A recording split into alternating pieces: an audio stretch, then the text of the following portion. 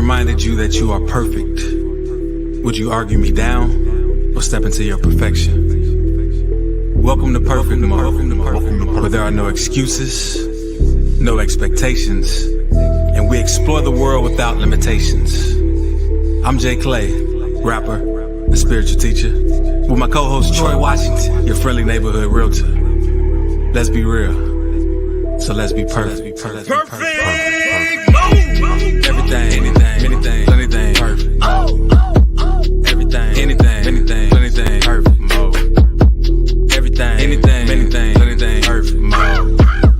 Everything, anything, plenty things, perfect mode. Perfect mode, perfect mode, perfect mode, perfect mode, perfect mode, perfect mode, perfect mode. Everything, anything, plenty things, perfect mode, perfect mode. Everything, anything, plenty things, perfect mode.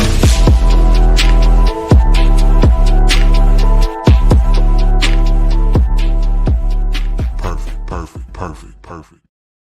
Welcome to Perfect Mode. Welcome to Perfect Mode. And first off, I want to start by telling y'all that we love y'all. We're grateful for the opportunity to be anywhere, sharing our thoughts, the way that we see life, and hopefully helping you realize that you are perfect. And the reason why I can say that unapologetically without any reserve is because I know for a fact that you are one of one, numero uno. You cannot be duplicated, replicated. And the only reason you would think that you're not perfect if you're looking at this person next to you and saying, I'm not them. But guess what? You are you, and that's all you need. And of course, it's yours truly, Troy Washington, your friendly neighborhood realtor. And I have my boy JClay, spiritual rapper and teacher. And we about to get on here and talk about how greatness awaits. Greatness awaits. Y'all gotta listen to us. Greatness awaits. What's up, Jay?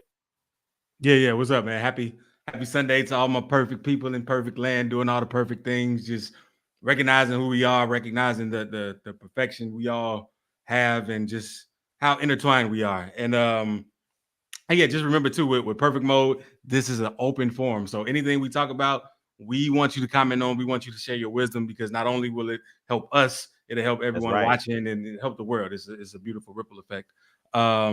Yeah, man, I feel good today. But before we start, though, I always got to mention this at the beginning. Every Monday, we do a water fast, a water only fast, or you can do 24 hours from when you last ate today. So whenever you're going to last eat today, just mark it. You can do 24 hours from there, or do from when you wake up till you go to sleep tomorrow for the Monday reset.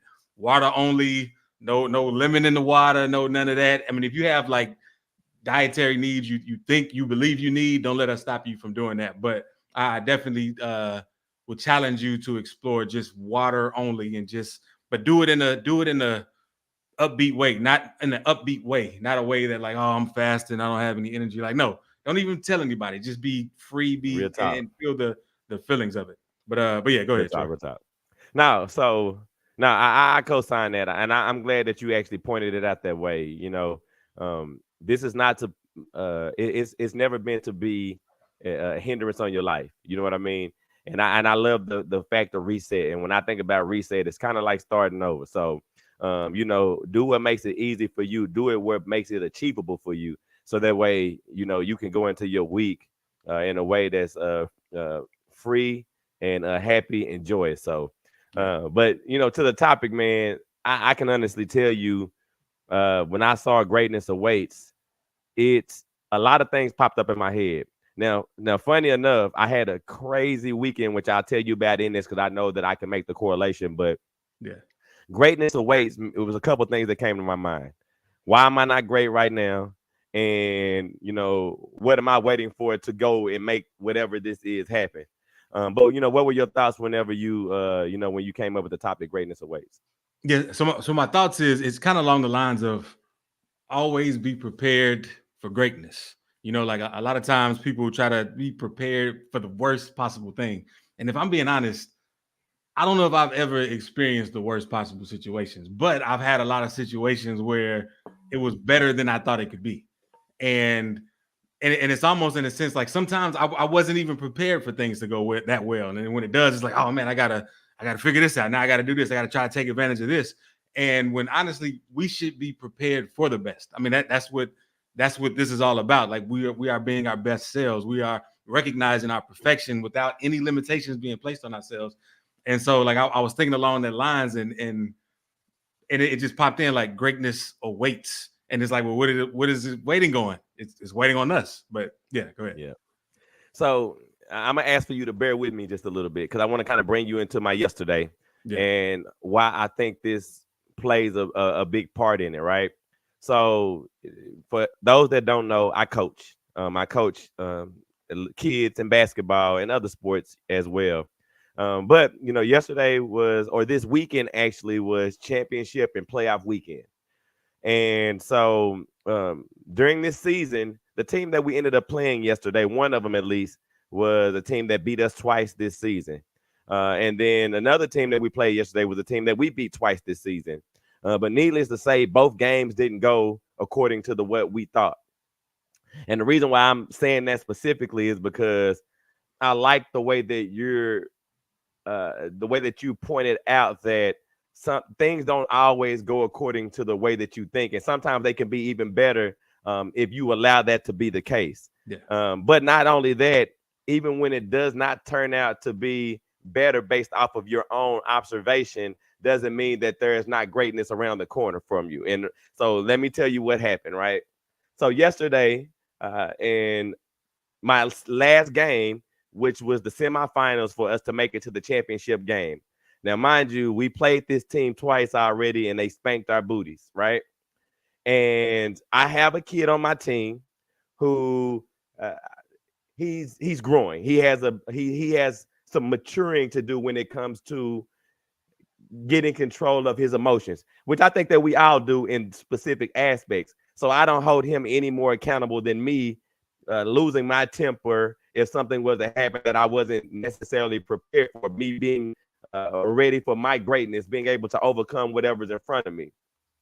So needless to say, we were losing to this team again yesterday, and through in the fourth quarter, we came back and we took over the game in a manner that was almost decisive. Like, this game is going to be over. We're about to win, and we're about to go to the championship game. And again, we got our butts spanked the last couple times. So their kid on the other team went and scored a layup, and they put them down by 3. And he jumps up and he runs up into one of my kids' faces, bumped him up on the chest. My kids pushed him back and said, bro, chill out.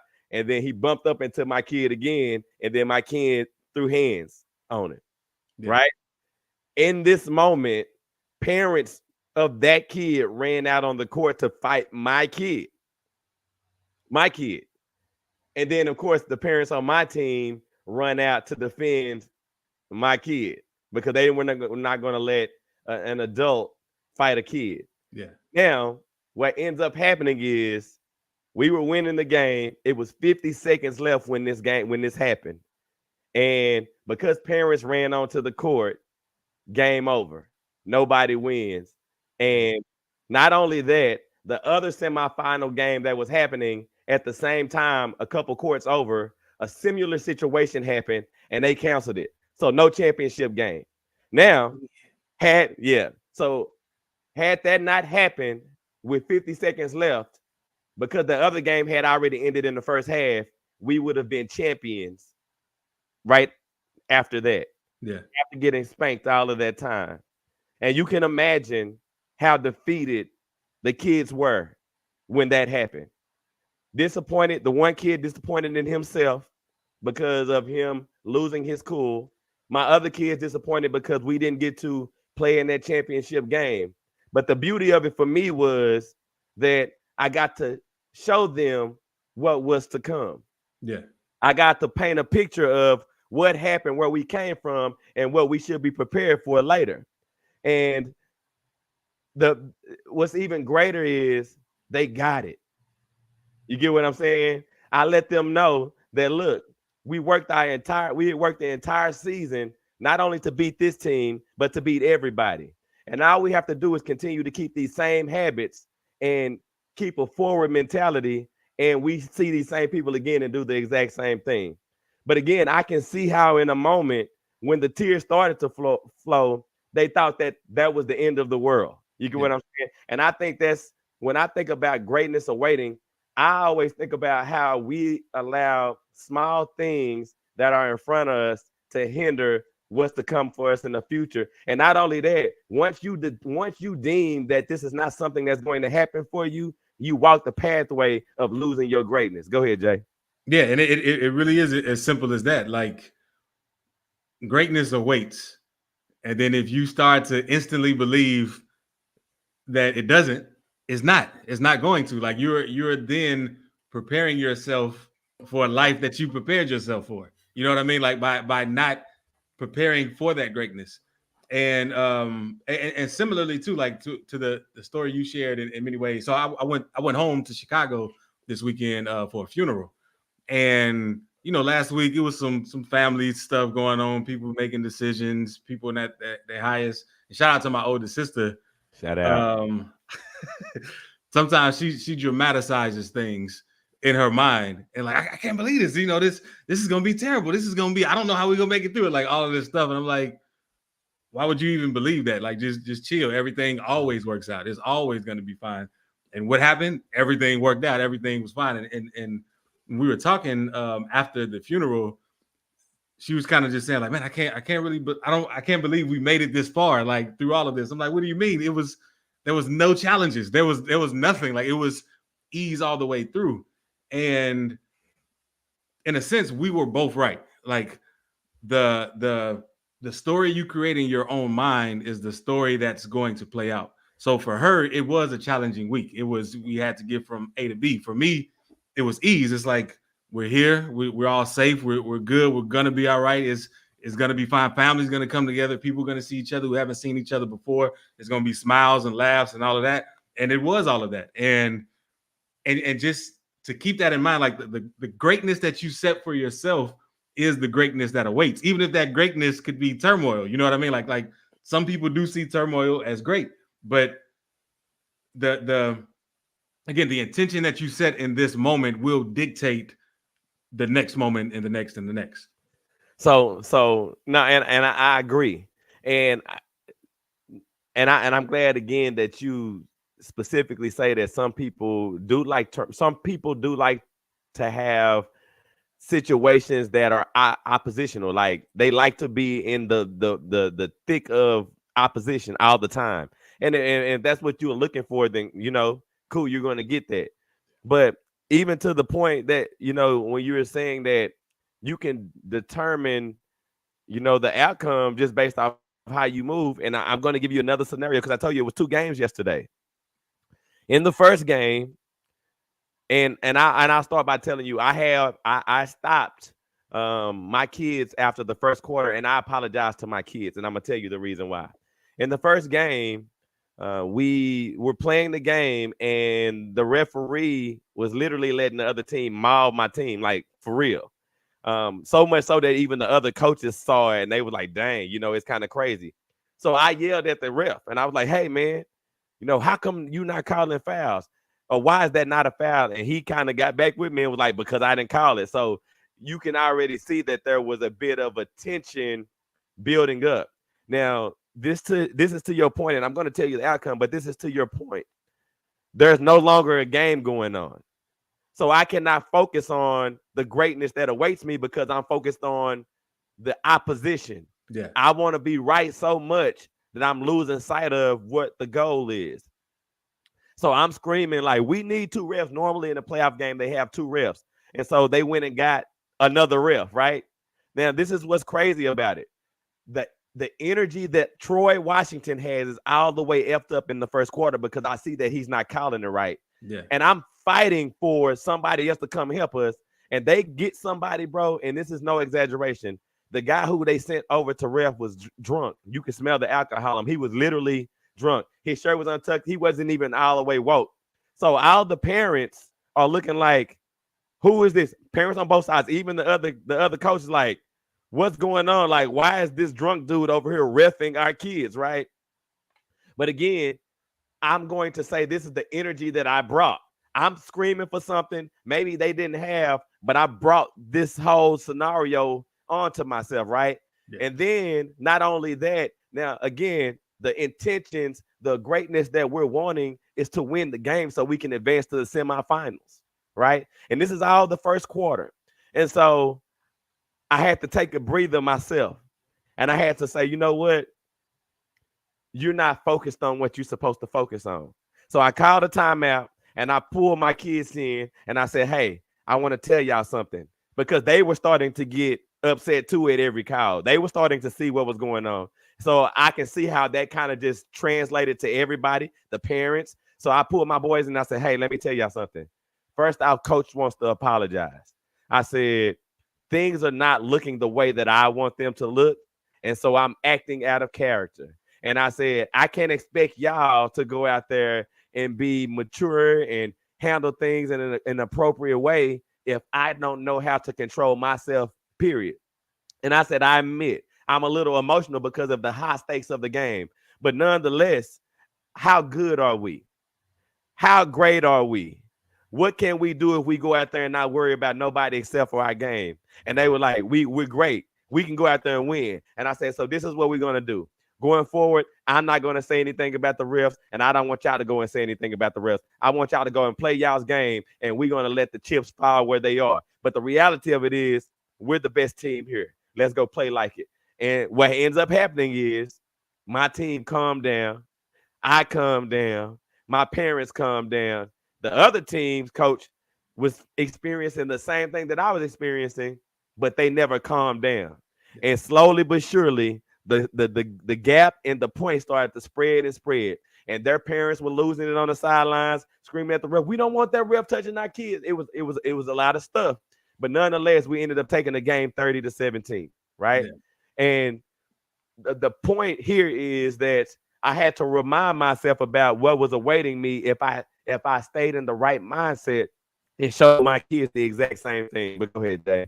Yeah, and I do love that story because, like, it shows an important thing from our perspective. Like, we control the world, and let me explain. So, like in the story, you affected all of your kids that you coached. Not only that, you affected all the parents around. You affected the energies of the ref. Like, you did all of this as the point of reference from your perspective of your life from all of this. But once you changed that, once you said, you know what, I want to change what this point of reference reflects, everything reverberated forward. Like it rippled outward from you, from this center point. It made everyone else calm down. It made you see the greatness in all. Like even if y'all would have lost, I still think you would have saw the greatness in all that happened, because you were able to be at peace in this moment. You know, like, and when you're at peace, you can do everything better. You can coach better. You can see plays better. You can just, you're more aware of everything surrounding you. And I think that's a beautiful thing, because also I'm sure the ref noticed it too. And the ref was probably like, man, you know what? I probably was a a-hole to this guy, and maybe I could change my ways. But all he was doing was reflecting the energy that was there. But not only that, you said something important. You said, because of the high stakes of the game, I was emotional. And the thing is, everything has the same stakes, period. But we give it a certain meaning. We say, oh, okay, this means a little bit more than this moment. So because this moment means more than this moment, I'm going to tack on all this pressure. I'm going to make this harder for me to do what I normally do on a regular basis, what I've practiced, which is in me, where I don't even have to practice doing it, because it's just what I do. It's just my state of being. But because you added all that extra to it, you, in a sense, made all of those moments harder than it had to be. But the good thing is, you recognize this and came back to who you are. Yeah. And so number one, I love the point of making any moment greater than any other moment, which it should never be that way in any instance. And that was a good coaching note for myself, because that also gives me a point of reference how I want to move forward anyway, just in general. You know what I mean? Because again, I wasn't even thinking about it from that standpoint when I pulled it back. The way that I was thinking about it was, I cannot focus on being the best version of ourselves in basketball if I'm focused on fighting. I'm making the environment a fighting environment. I'm making the refs want to be more, agitated with me, even if they're wrong or right. I'm making the kids want to be more agitated with the refs. I'm making the parents want to be more agitated with the refs. But to the point that you're making, and when I say there's a coaching change that gets to happen for me because of the moment, is because now when I go and coach, the reality of it is no game is different. I mean, I know that they have different categories, but the reality of it is I go into every game trying to win. I go into every game trying to play our best game. I go into every game trying to run pick and roll perfect. I go into every game doing these things. So it shouldn't matter whether we're here or there anyway. So I approve of this message. My name is Troy Washington. I approve this message. But the other part too was that the teaching moment for me, and it goes to the point of the show for me, is that your greatness is an intentional thing, right? Like you have to be, first of all, you have to know that it's there, number one, and then you have to walk the steps in order for intentionally in order for that to happen. Both games I won yesterday, even though the last one got thrown. If you look on paper, we won, but both games, my mentality going toward the winning was the same. We're here to play basketball. We're here to win, and everything else don't matter.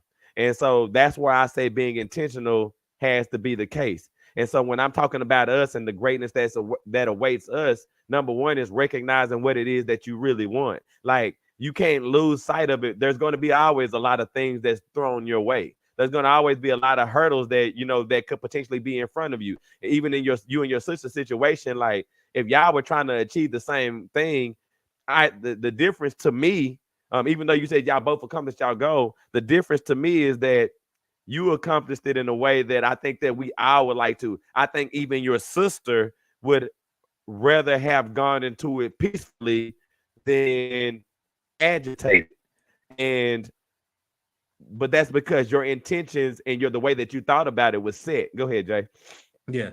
And the truth of the matter is, like, if we can remember that in this moment, we have the power to control everything as it relates to us. I believe everybody would be a lot happier, even in a sense of, so using your story, you're playing another team, but in reality, you're just choosing to do you or not.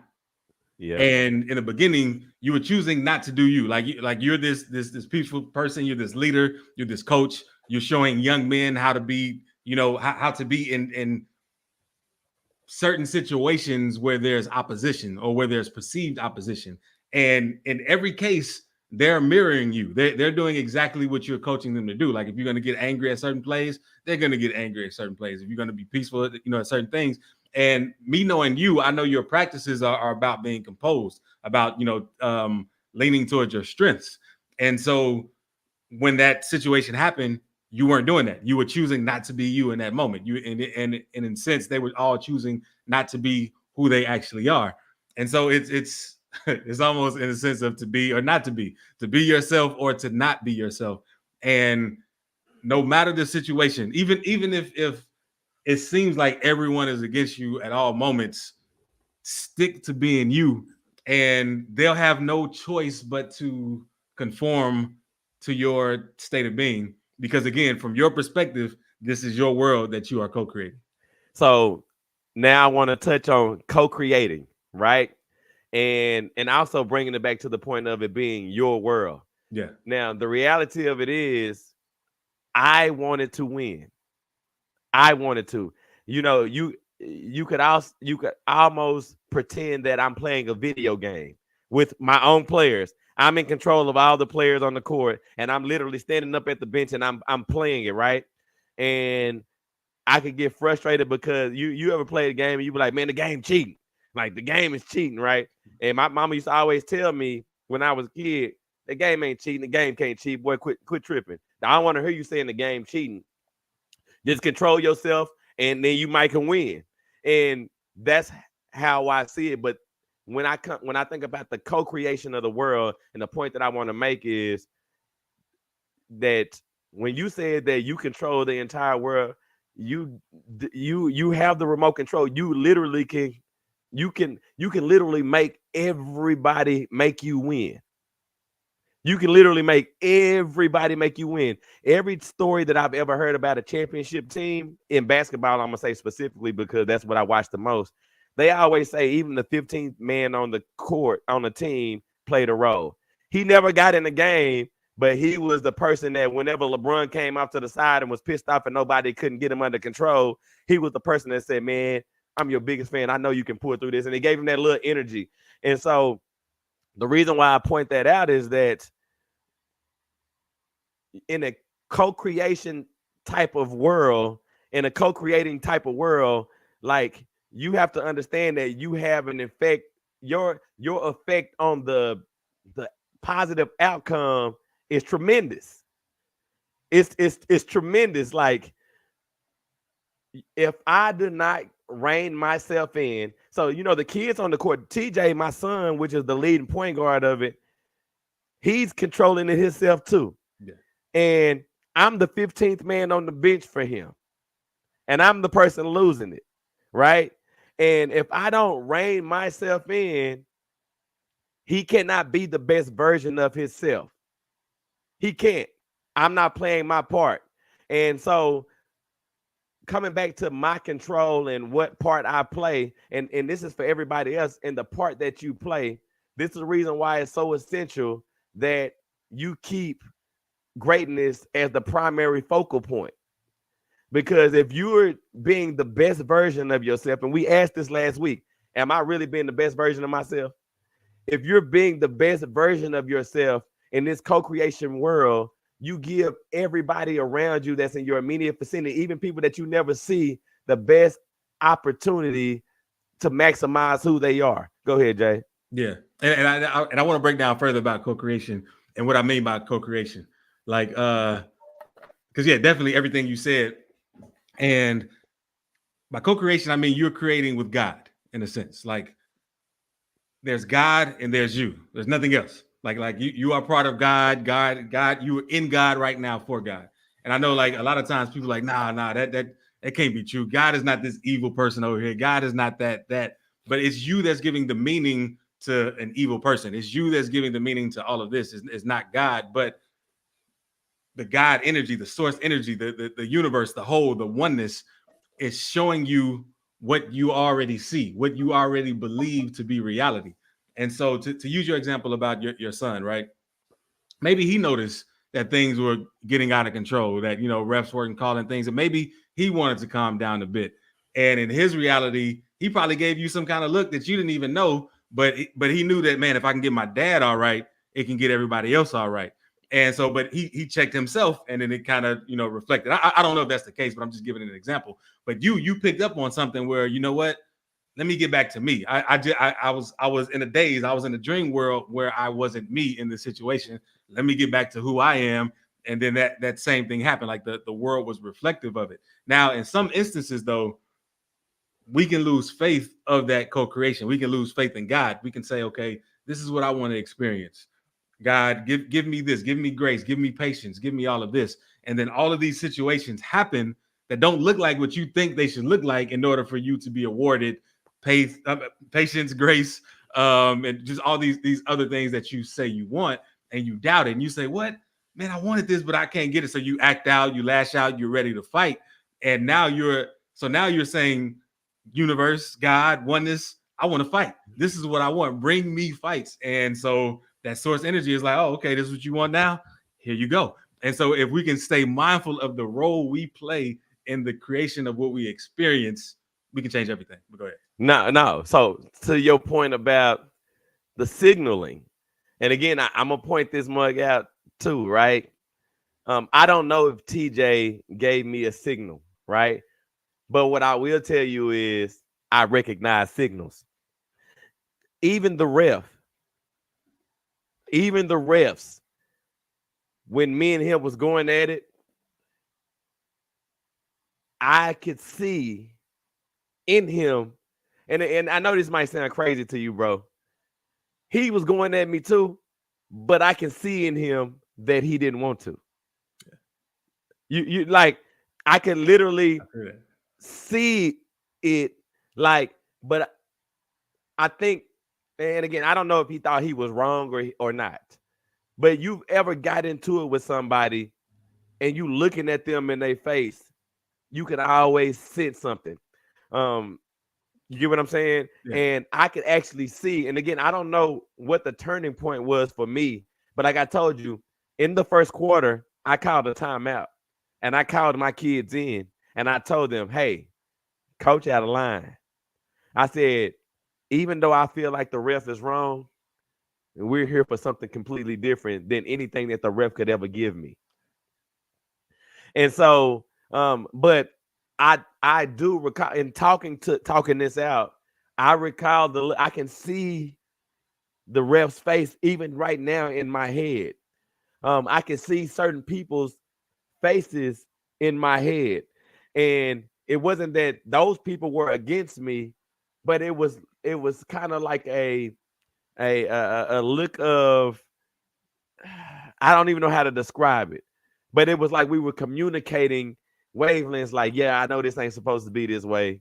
I wish we could get into the right space, but we don't know how to get there. And if we can, if somebody can lead us to this space, then we'll reside there, right? And that's what it kind of felt like. And I think that may have been what triggered it in my head, because again, my kids, they, if I could give it a reason, everybody had a reason to be upset, but everybody had a reason to not be upset too. You see what I'm saying? And so, you know, it's beautiful that you pointed out the signaling, because I think that in all situations, when you're seeking greatness and there's opposition, there's always signaling, there's always an omen or a message that's pointing you and trying to help you to see it. Like, yeah, I want to be able to overcome opposition, so opposition presents itself to me, but there's always something there that says you can get past it because you've already established this. Go ahead, Jay. Yeah, when you were speaking about the ref, something that came to mind is, yeah, he probably was just thinking like, I'm tired of people questioning my decision-making skills. Like, we don't know what's going on in his life, and Yeah, this was something else. hard. And though he didn't mean to be how he was with you, he technically really didn't even say anything bad. He just said, I didn't call it. You know what I mean? Like, it was just that, like, kind of like, what you gonna do? I mean, this is, I'm volunteering my time to be here. I'm doing what I need to do, you know, and it goes back to what you said. You said people had a reason to be mad, but they really didn't have a reason to be mad. And I love that, because it gets back to the root of why are you doing this? You know, kids, they doing it to have fun. They're doing it to showcase their own greatness, to try new things, to see how great they can be in certain circumstances, and just, you know, outstretch and exercise and be free. You're doing it for many reasons too, probably to guide your son for one, but also you see the influence you can have on the positivity of all the kids that you're actually coaching as well. And you probably have all these reasons for doing it too. And you want to win a championship, but that's not the core of why you are doing this. And so in a sense, like, you really have no reason to be mad, because you're already being all the things that you set forth based on your intention moving forward with coaching these kids and playing these games and all that comes with it.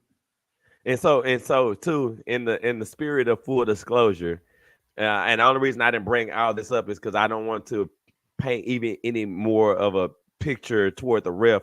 But there was a lot more said to me, right? Gotcha. That I just chose not to talk about. Just FYI for you, you know what I'm saying?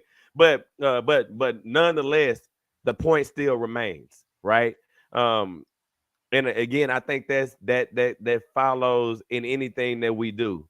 Like, I would always look at every situation and say, if I do it this way, what's going to be the outcome? If I do it this way, what's going to be the outcome? If I do it this way, what do I want to achieve? If I do it this way, what do I want to achieve? If I do it this way, what's going to happen? And if I do it this way, what's going to happen? And the reality of it was, I felt no matter what in my situation that I felt like we were going to win, no matter what. Even if I would have fought the referee the entire way, I think that we would have won. But here's the difference. That's not the way that I wanted to win. And that goes back to the point that I was telling you about when it came to your sister. I didn't want to go across the finish line kicking and screaming. There's no true joy in that for me. And I don't think that that's any learning lesson and true joy for my kids, because what I know what would have happened is we would have won the game and they would have been talking about all the negative things that happened through the game versus talking about the victory that we just shared. Now, when and the reason why I know this to be true is because the kids didn't get in the conversation. But after the fact, the parents were talking about all the negative stuff, including myself, because I had to discuss what we had went through, right? And the reality of that mug was we just won our first round of the playoffs. Like, we literally just won the first round of the playoffs, and we're talking about something that didn't matter anymore. And so, I think that if I could say this, when I talk about greatness, and I know this looks different for everybody, but I think that love comes with greatness too. I think that happiness comes with greatness too. I think that joy comes with greatness too. And I wouldn't say that it wouldn't be, depending on who you are, difficult to accomplish it. But I also don't think that frustration, anger, and all those other things come with it. And I don't think that's something that you should look forward to. I think when we talk about greatness awaiting, I don't think that anybody ever thought, most people that I know growing up said they want to make $1 million, right? It was just the magic number that everybody wanted to have. I want to have $1 million. Not once did I ever hear anybody say they want to have $1 million and talk about being mad at the same time. Not once. Man, I can't wait till I get $1 million so I can be mad at everybody. Nobody ever does that. Go ahead, Jay. Yeah. And to that too, like even with greatness, like sometimes we got to really recognize what greatness means. And what I mean by that is, so okay, you use $1 million, right? I've received big checks before, not $1 million check yet, but I've received big checks before, and a big check is not as satisfying as just being at peace with everything. You know what I mean? And I know for some, like, money can bring peace to certain situations, but like it's in the stillness, in a sense. It's in the, for me at least, it's taking a step back and just looking like, man, I've done things I never thought I could do. I've been able to experience this in such a way that I didn't even know if this was possible, and I just moved forward with it anyway. And somewhere along the lines, I learned this new skill. This was taught to me, or I got the opportunity to do this or that. But it wasn't in the sense of like accolades, like I am the best this in the world. I have achieved this. Like, and a lot of people I talk to too, when you ask them, maybe even their proudest moments or their happiest moments, nobody says like that I know of a certain award, unless they've been striving for that award their entire life because they place so much value in it. It's usually like the more commonplace stuff, the normal things. And when we recognize that, like, life can be an endless beingness of just great if we allow it to be. And to your point, and again, I'm going to say I use the $1 million just as an example, but you can plug any accolade, you can plug any experience, you can plug anything into that. What I'm telling you is, no matter what your definition of greatness is, because it's going to be different for everybody. Somebody making $1 million is being great, but the reality of it is nobody ever has any negative thought associated with it. Like, whenever I see award ceremonies and somebody achieved album of the year or an Oscar, they get up and they talk about everybody that went along the journey with them. They talk about all the things that they experienced along the way, but nobody ever thought about getting an Oscar and being unhappy. Nobody ever thought about, I think about all the experiences that you and I've had in traveling, some of the greatest times of my life, right? But they're associated with joy. They're associated with love. They're associated with a great experience. And again, when I come back to my game, I knew that we were going to win no matter what. I felt like that. Yeah.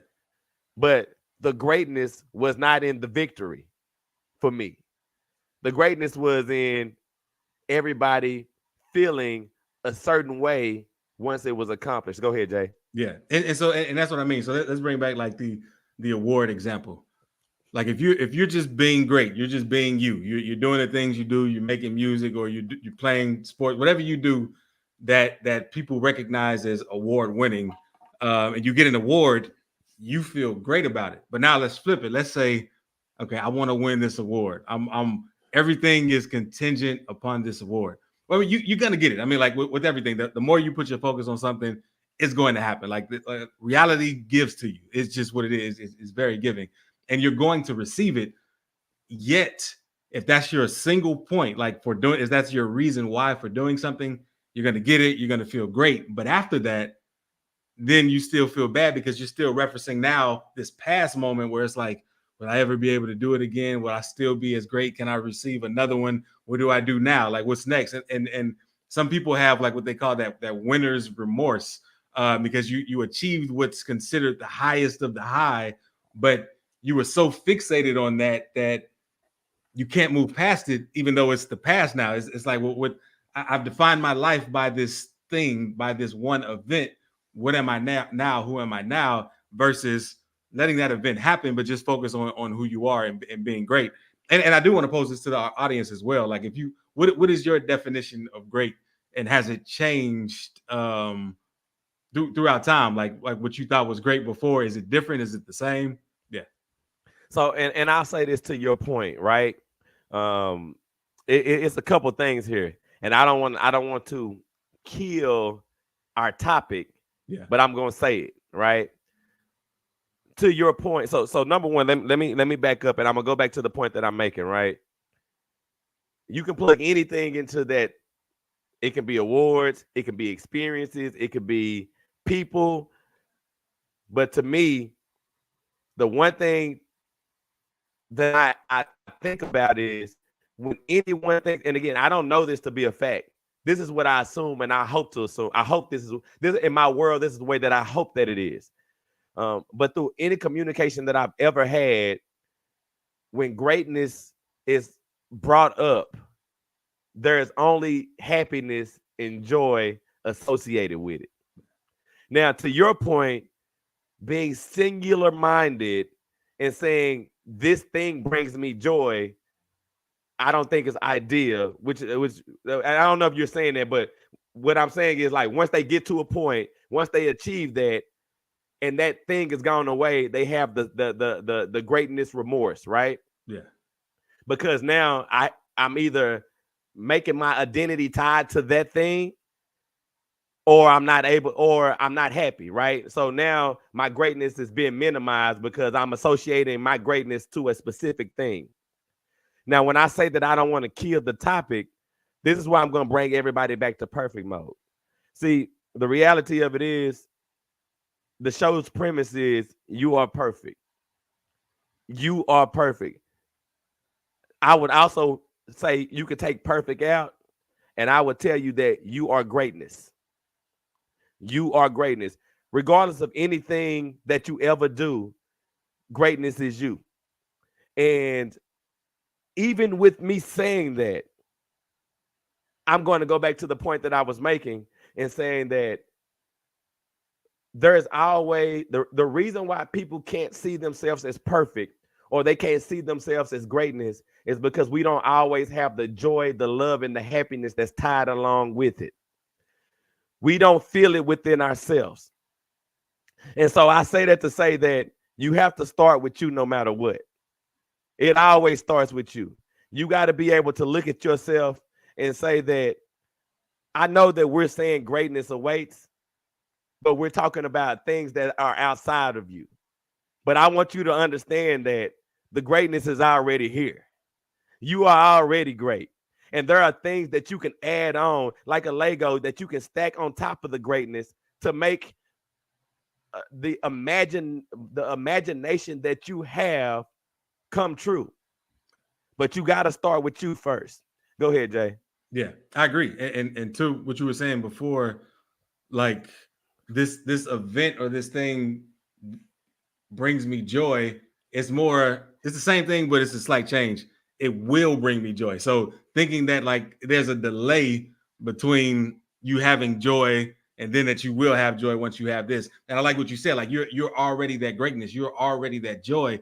And unless you recognize it, it's going to be waiting for you to recognize. So that's exactly what's meant by greatness awaits. It's waiting on you to recognize that it's here. And once you realize it, it's like, oh, greatness is here. It's still here. Oh, it's still here. It's still here. It's still here. You can just continue that process on and on and on with everything, with whatever you insert in the here. You can say despair is here, and it's going to continue to be here and continue to be here until you're willing to even let that go in favor of what you want to be here. And so to that point, I'm gonna bring it back to coaching, bro.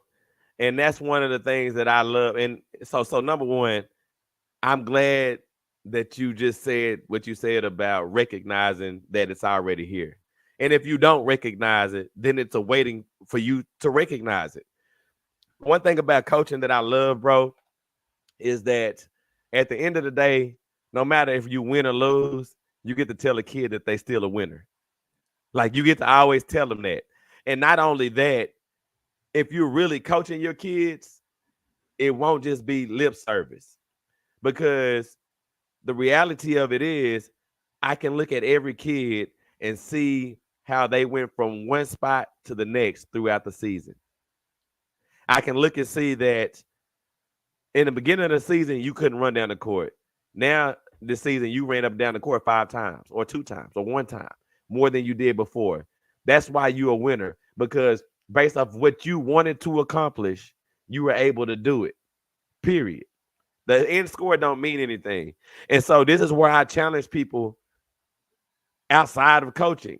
I'm saying when I'm observing someone else, how I can recognize it.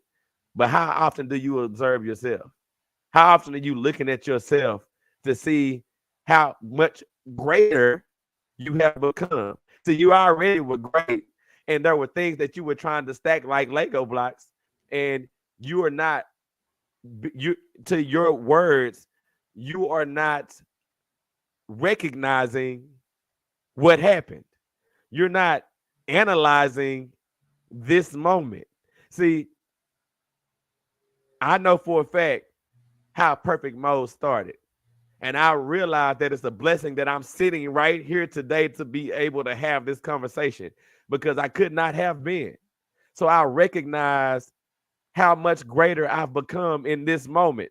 And that's where we got to make sure we give every moment its proper credit. And I love that you said that at the beginning of the show. Like, no moment is different, but every moment is as great as the last. Go ahead, Jay. Yeah. So I want to comment on the looking at yourself. So for me, and I will say it has been a challenge. It's still been a challenge because I understand the importance of being like, I can watch my thoughts. I watch my thoughts. I can watch my even state of being, but even like looking at myself is tough to get that objective view because you're biased. You know who you are in a sense. And something that came to mind in that I definitely accept, and it's an alternative to what you were saying too. If people also struggle with seeing themselves, is what do you see outside of you? And what I mean is, because you're giving meaning to everything, every experience that you experience, it goes through the filter of your meaning. You define some aspect that says, oh, this situation means this situation means that. Even if I had something different, a different meaning, like we're both right, but we only see through the eyes of our meaning. So if we look about and all we see is greatness, like for example, you're looking at your kids and you see how great that they are. They're just great. It's a reflection of who you are. Now, if you look about Yeah. and you see all the things that's wrong with people, like, man, they this, they that, this messed up, this terrible, like it's you're seeing yourself as terrible because you it's your essence that you're giving off. It's the energy, the filter that you see through. So I say that to say use what you see or use what you experience as a prompt to kind of reset what it is you want to put out there, what it is you actually want to experience, so that you can really experience your greatness, not even through you, but just by being. And I want to also add something to what you said too, right? Um, it's not, first of all, you're not the only person challenged with this, bro. This is the reason why we're having this conversation. I think that we all are challenged with this. And something key that you said is because you know who you are. And so I'll challenge everybody and say that you know who you were. You don't like you're always thinking backwards, right? And so I said that to say that who you were is not who you are right now. You determine that in this moment, and you always have the opportunity to change that. And even when I think about the coaching situation from this weekend that I've been talking about this entire show, I know who I was, and then and again, the way that I was acting is a person that I could have just continued to be. I didn't have to change. You know what I'm trying to be in my life. You know what I'm trying to be, and you know who I was. But who I was and who I was in that moment was who I was. And so that's why I challenge, like, I would tell you, like, don't worry about knowing who you are. Right now, what are you? Be and let that be the story, because you can always build on that. Go ahead, Jay. Yeah, and so I love when you said who I was who I was, because like to me, I'm all about leaving the past in the past, leaving the future in the future. Just be just be, and don't even. I would even say don't even try to define who you are. Just be like you, by witnessing what you're witnessing, by experiencing what you're experiencing, you see what you are. You know, like you naturally experience what you are. Like if you're feeling happy, you get to experience like, man, I am happy. If you're not feeling happy, you get to experience like, I'm happy. Why am I not feeling happy? And so then you can make that change based on the reference point that you prefer. And again, that's exactly what happened, because in that moment I realized that I didn't want to be who I was. But the key there was I had to look like I had in any given moment. Nobody wants to apologize real time, but I like, it's not like I had time to sit back and reflect and say, you know, in that game yesterday, I was not being the character that I decided that I'm supposed to be. In real time, I stopped and said, I don't want to be that. I want to be this. And I changed. And I had to look at myself. And I don't think it's ever like, who says that you have all the time in a day to just analyze yourself every moment? Like I know it sounds unrealistic, but the reality of it is, what else should you be analyzing? Because if I choose to look at myself and be the best version of myself, I changed the entire world. I changed the entire world in a moment. And it might not have been your world, and it may have. I don't know. But I just know that the immediate vicinity of me was different. And it wasn't just myself. It was everybody that was connected to me in the way that I'm able to actually feel their energy. Go ahead, Jay. Yeah, I love that. And it's true. Like, I mean, you did change others' world. You changed the whole world by you choosing this. You're saying, this is my choice. If you're going to be in a world with me, it's going to be filled with this. This is going to be the state of the being of this, which is, again, like what I always say, how much I love it. One of the reasons why I love this show is because we get to speak out about this. And because of that, since people love correcting people, when I'm not like this, people gonna correct me. They're like, man, you tripping. I thought everything was light and love. I thought everything, like, you are right. Everything is light and love. And I'm able to get back to that. Not only that, you spoke about how you said like many people don't want to apologize. And I can understand why, because usually in the English language, so to speak, a person says, I'm sorry. So you're calling yourself sorry, like you're a sorry person. And that's not the sentiment, but on some level you realize, I mean, we're not sorry people, like we're great people. And me and my wife were talking yesterday about just languages, because she's learning French, I'm learning Spanish. And the Spanish words for I'm sorry is like lo siento. But if you kind of just broke that out individually, it means I feel it. And in a sense, you were saying, man, I feel it. I feel that I'm not being genuine to myself. I feel I'm not being genuine to my beingness and who I am and who I say I am. I feel it. And you're just letting people know that you realize this, without necessarily demeaning yourself by calling yourself sorry. And so I say this to say, like, there's nothing wrong with apologizing if you're willing to look on the meaning where you recognize that a change is needed, but just be mindful, because I know it's one of those subtle things that people might not think is a big deal, but don't demean yourself in the process. That's right. And the funny thing about I'm with you.